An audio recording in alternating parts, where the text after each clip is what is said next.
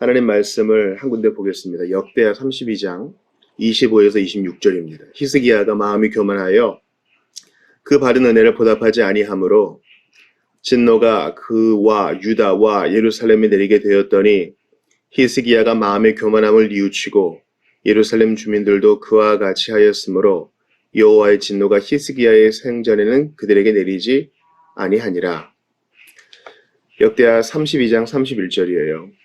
그러나 바벨론 방백들이 히스기야에게 사신을 보내어 그 땅에서 나타난 이적을 물을 때에 하나님이 히스기야를 떠나시고 그의 심중에 있는 것을 다 알고자 하사 시험하셨더라. 오황은 섭리에 있어서 하나님이 시험을 얘기합니다. 이것은 테스트라고 할 수 있겠어요. 6항에 나타난 그 하나님의 시험은 비신자들에게 임하는 하나님의 테스트가 아니라 마귀의 시험, 마귀의 템테이션이라고 할 수 있겠습니다. 여러분, 이것은요 대단히 신비에 속한 영역이에요. 우리가 성경 본문을 통해서 좀 몇 개 보겠지만은 신비에 속한 거예요. 섭리의 하나님이 우리가 믿음으로 모든 것을 다 이제 하나님께서 주시는 거 떡으로 받지요. 그러나 떡처럼 안 보이는 게 있어요. 예를 들어 지금 본 것처럼요. 하나님이 히스기야를 시험하사 또 히스기야를 떠나시고, 신앙생활을 좀 하신 분들은 이게 뭔지 아실 거예요. 하나님께서 구름 뒤에 숨으실 때도 있어요. 그렇게 느껴지는 때가 있다고요. 처음 믿을 때의 감격과 뜨거움은 사라지고 좀 메마른 사막을 건너는 것만 같은, 그때 주님이 우리의 마음에 있는 것을 아시고자, 마치 히스기야에게 하신 것처럼 우리의 마음에 있는 것을 아시고자, 심중에 있는 것을 다 알고자 해서 테스트하실 때가 있어요. 아브라함에게도 그렇게 하셨고, 성경을 읽어보시면 여러 일들이 나옵니다. 고린도후서 12장 7에서 9절 봐요. 여러 계시를 받은 것이 지극히 크므로 너무 자만하지 않게 하시려고 내 육체의 가시 곧 사탄의 사자를 주셨으니 이는 나를 쳐서 너무 자만하지 않게 하려 하심이라. 이것이 내게서 떠나가게 하기 위하여 내가 3번 주께 간구하였더니 나에게 이르시기를 내 은혜가 내게 족하도다. 이는 내 능력이 약한 데서 온전하여짐이라 하신지라. 그러므로 도리어 크게 기뻐함으로 나의 여러 약한 것들에 대하여 자랑하리니 이는 그리스도의 능력이 내게 머물게 하려 함이라. 여기서 중요한 것은 사탄의 가시를 하나님이 허락하셨다는데, 그렇다면 사탄도 하나님의 섭리의 시행에 있어서 사용이 되는 겁니다. 이것은 마귀의 유혹이 아니라 궁극적으로 하나님의 테스트죠. 바울에게 사탄의 가시가 있었대요. 육체의 가시, 사탄의 사자가 있었대요. 자만하지 않게 하시려고 주님이 허락하신 것이죠. 하나님이 3번 기도에도 응답하지 않으실 만큼 그것은 섭리의 시행이었으나 바울에게는 고통스러웠을 거예요. 여러분, 저는 이런 본문이 있어서 감사해요. 요한계시록 끝나면 저는 고린도후서를 보고 싶은 마음이 있는데요. 성도들의 신앙생활에 정말 너무 밀접해요. 고난에 대해서 얘기하니까, 시험과 고생에 대해서 얘기하니까. 고린도후서에서 바울이 자기의 인간적인 면모를 많이 보여줍니다. 자신의 사도권을 시험받고 성도들이 흔들리니까 지금 아주 감각적인 도구들을 사용하는 거예요. 여러분에게는 육체의 가시 있나요? 사탄의 사자처럼 느껴지는 거 있나요? 어떤 분들은 그게 돈의 문제, 다른 자녀와 다른 인간관계의 문제일 수도 있고요. 사람들이 바울의 육체의 가시가 뭔지 여러 가지로 추정했지만 다 가능성이 있습니다. 근데 그거 안 들어줘요. 하나님이 안 없애줘요. 그러므로 안 없애준 건 노가 아니라 예스예요. 하나님의 섭리의 시행이니까요. 섭리의 시행을 통해 하나님은 어떻게 하세요? 그리스도의 능력이 그에게 머물게 하십니다. 내가 볼 땐 이거 없어지는 게 좋은데 주님은 아니야. 그거 있어야 주님의 능력이 너와 함께 있고 자만하지 않게 된다. 신자에게 되어지는 모든 일들에 대해서 우리는 하나님의 섭리를 인정하며 납작 엎드려야 돼요. 하나님은 선하십니다. 이렇게 고백하면서요. 로마서 8장 28절은 오늘 5, 6, 7항의 결론이죠. 우리가 알거니와 하나님을 사랑하는 자, 곧 그의 뜻대로 부르심을 입은 자들에게는 모든 것이 합력하여 선을 이루느니라. 택자에게 일어나는 모든 일은 하나님의 영광과 그들의 유익을 위해 하나님의 정하심에 의한 것이므로 우리는 나는 하나님의 손 아래 있다. 내게 일어나는 모든 일은 우연이 아니다. 하나님의 선한 섭리의 시행이다. 이렇게 받아들여야 되겠습니다. 6항을 보시면 이제 비택자들에 대해서 하나님의 섭리가 어떻게 임하는지를 보는데 제가 참 감사해요.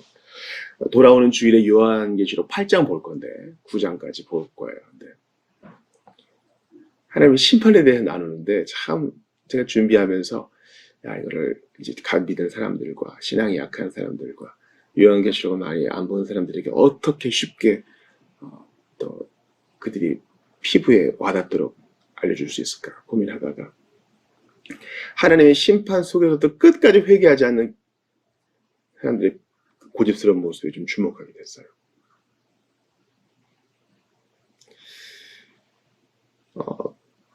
그런데 6항의 제일 끝에 이런 부분이 나와서 제가 좀 놀라요. 하나님이 돌아오는 주일 말씀에 좀 힘을 주시는 것인가? 이런 생각이 들어요. 보세요. 이로 인하여 그들은 하나님께서 다른 사람들의 마음을 부드럽게 하기 위해 사용하시는 수단들 안에서도 스스로를 강팍하게 만들게 된다. 야, 하나님께서 죄의 원인자, 조성자가 아니죠. 주님은 어떻게든 악인이라도 구원받기를 원하시고 모든 수단들을 허용하시지만 비택자들은 어쩔 수 없어서가 아니라 그들 스스로의 강팍함으로, 그들 스스로의 고집스러움으로 은혜의 수단들을 다 버리고 스스로 멸망의 길에서 파멸에 이른다는 것입니다. 로마서 1장들을 볼까요? 먼저 이제 24, 26, 28절까지 봐요. 그러므로 하나님께서 그들을 마음의 정욕대로 더러움에 내버려 두사 그들의 몸을 서로 욕되게 하셨으니 이는 그들이 하나님의 진리를 거짓 것으로 바꾸어 피조물을 조물보다 더 경배하고 섬김이라. 주는 곧 영원히 찬송할 이시로다. 아멘. 이 때문에 하나님께서 그들을 부끄러운 욕심에 내버려 두셨으니 곧 그들의 여자들도 순리대로 쓸 것을 바꾸어 영리로쓰며 또한 그들이 마음에 하나님 두기를 싫어하며 하나님께서 그들을 그 상실한 마음대로 내버려 두사 합당하지 못한 일을 하게 하셨으니 이 최고의 징벌이죠. 내버려 두는 거. 유기입니다.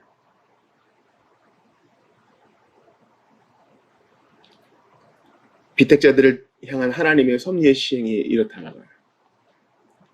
그들은 처음부터 이러지 않았습니다. 기회가 주어졌죠. 그들은 끝끝내 거부했고 주님은 그들을 내버려 두셨습니다. 출애굽기에 보시면요. 바울이 숨을 쉴 수 있게 되었을 때 그의 마음을 완강하게 했다. 강팍하게 했다 이런 말 나와요. 그러나 후반부에 보면은 하나님께서 그의 마음을 강팍하게 하셨다 이런 말이 나와요. 이 두 가지 표현이 쓰인 이유는 우리가 지금 이걸 통해서 알 수 있겠죠. 하나님께서 여러 가지 재앙으로 정신 차리게 하시는데 바로 처음에 듣는 척하다가 돌이키고 듣는 척하다가 돌이키다가 결국 스스로 굳어져 버린 것입니다. 하나님이 그를 내버려 두셔요.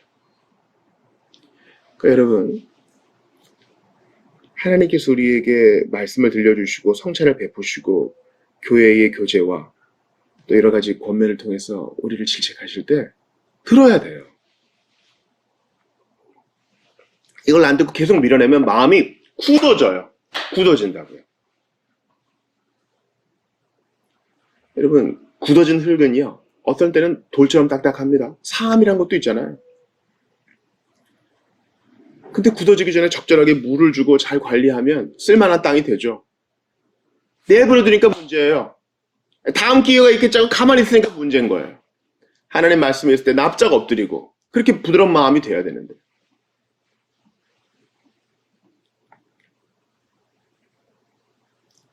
신명기 29장 4절 보세요. 그러나 깨닫는 마음과 보는 눈과 듣는 귀는 오늘 너희에게 주지 아니하셨느니라. 이런 자들을 마태복음 13장 12절에서 무릇 있는 자는 받아 넉넉하게 되되 없는 자는 그 있는 것도 빼앗길 것이라고 말씀하십니다. 우리가 정신을 차려야 돼요. 지금 있는 것마저 빼앗기지 않도록 오늘 내게 주신 기회를 잘 활용해야 됩니다. 그 비택자는요. 나는 비택자로 태어났어. 이렇게 살다가 죽을 운명이지 뭐. 이런 게 아니에요, 여러분. 이거를 제발 이렇게 삐딱하게 받으시면 안 돼요. 누가 택자입니까? 하나님의 은혜의 수단들을 잘 활용하는 사람. 말씀을 청종하고 나의 의지를 쳐서 복종시키며 오늘도 성령 하나님께 기대고 주의 인도하심을 바람에 부르짖는 사람. 그런 자들이 부드러운 마음으로 하나님 앞에 응답하는 것이고, 누가 비택자의 삶을 삽니까? 복음을 가볍게 여기고 하나님이 주신 은혜의 수단들을 소홀히 여기고 성찬을 멸시하고 복음의 귀를 닫는 사람들, 바로처럼 스스로 강박하게 하다가 나중에 육이 되는 것입니다. 하나님이 내버려 두시는 겁니다.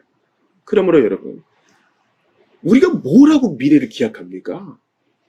지금 게으르면서 나중에 좀 열심히 하면 되겠지. 우리가 뭔데 그렇게 기약합니까? 학생 여러분, 지금 열심히 공부하세요? 신자인 학생 여러분, 열심히 공부하세요?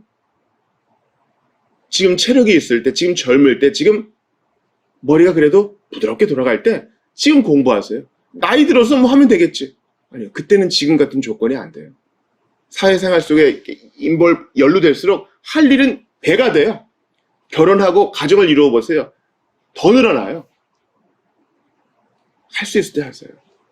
운동도 마찬가지고 성경 읽는 것도 마찬가지입니다. 우리가 지금 제2차 런던 신앙 고백 써보는데 이거 언제 또 하겠어요? 아니, 나중에 목사님 또 하시겠지. 그게 20년 될지 30년 될지 몰라요, 여러분. 지금 교회에서 토요일마다 웨스민스터 신앙 고백 하는데, 네, 신앙 고백을 받는다고는 했지만 제대로 공부한 적이 없어. 한번 이럴 때 한번 아침에도 일찍 일어날란지라 열심히 해봐야겠다. 이런 마음 갖는 자가 택자들이에요. 그거 성경에 다 나와 있는 거겠지 하는 사람들은 죄송한 말씀이지만 평소에도 은혜 수단을 잘 활용 안 할 거예요.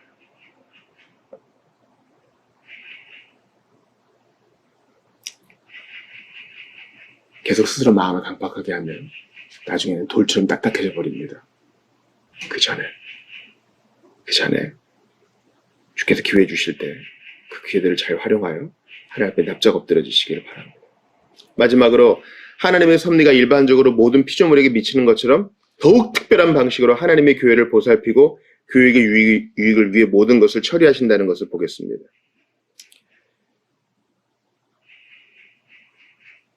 아모스 9장 8절에서 9절을 볼까요? 보라, 주 여호와의 눈이 범죄한 나라를 주목하노니 내가 그것을 지면에서 멸하리라. 그러나 야곱의 집은 온전히 멸하지는 아니하리라. 여호와의 말씀이니라. 보라, 내가 명령하여 이스라엘 족속을 만국 중에서 체질하기를 채로 체질함 같이 하려니와 그 한 알갱이도 땅에 떨어지지 아니하리라. 하나님이 여러분 야곱의 집, 즉 이스라엘 백성들, 오늘날로 따지면 이 교회를 체질하세요. 체질하는 건 쉬운 거 아니죠. 체질을 당할 때 팍팍 털잖아요. 고통스럽죠.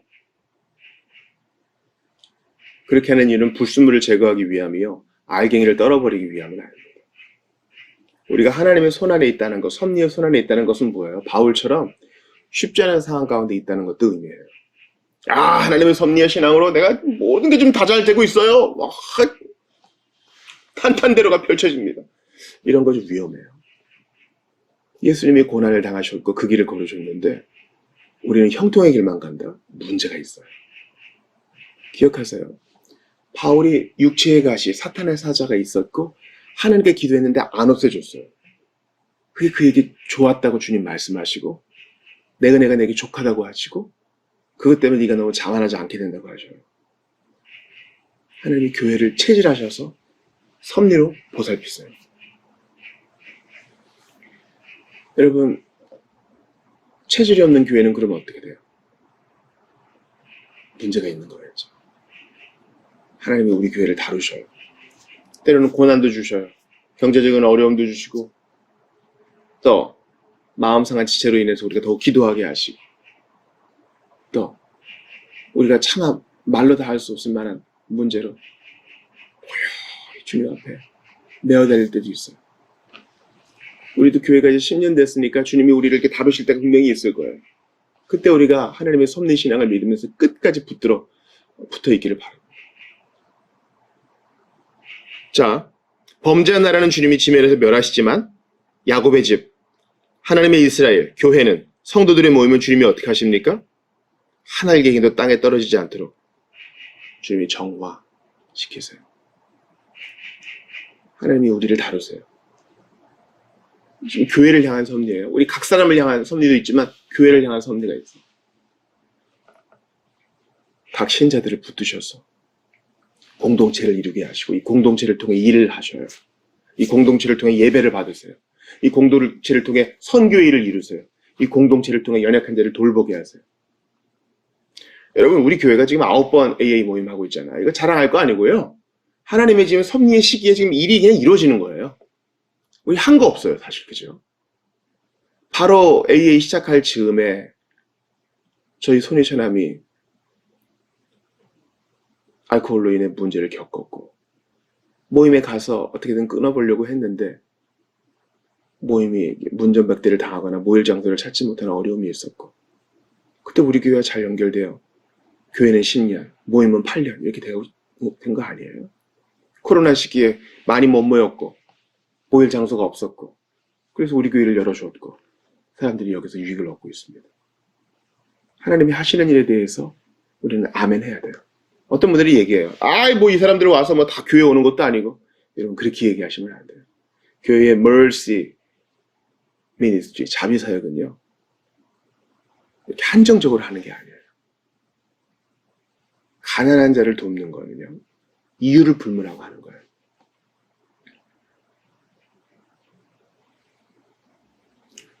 우리 교회가 온라인으로 방송 사역도 하고 성경을 읽어주는 사역도 하고 성경을 강해하고 주일 예배를 송출하고 이 모든 것도 우리가 늘 할 수 있는 것도 아니에요. 주님의 지금 섭리의 손길 아래 교회적인 주님의 돌보심 속에 이런 사역을 하는 거지 아이 뭐 언제든 할 수 있다. 아니에요. 하나님이 우리를 체질하세요. 우리의 더러움은 씻으시고 고통 중에라도 주님의 섭리의 영광로 속에서 없애시고 우리를 더욱 정결케 하세요. 고통과 불편함이 있어요? 하나님의 체질일 수 있어요. 체질하시는 하나님께 의탁하시기 바랍니다. 마지막으로 이사야 43장 3에서 5절을 봅시다. 대전하는 여호와 내 하나님이여 이스라엘의 거룩한 자여 내 구원자임이라. 내가 애굽을 너의 속량물로 구스와 스바를 너를 대신하여 주었노라. 네가 내 눈에 보배롭고 존귀하며 내가 너를 사랑하였은즉 내가 내 대신 사람들을 내어주며 백성들이 내 생명을 대신하리니 두려워하지 말라. 내가 너와 함께하여 내 자손을 동쪽에서부터 오게 하며 서쪽에서부터 너를 모을 것이며. 하나님의 섭리의 말씀은요 현재 고난당하고 있는 자들에게 위로가 돼요.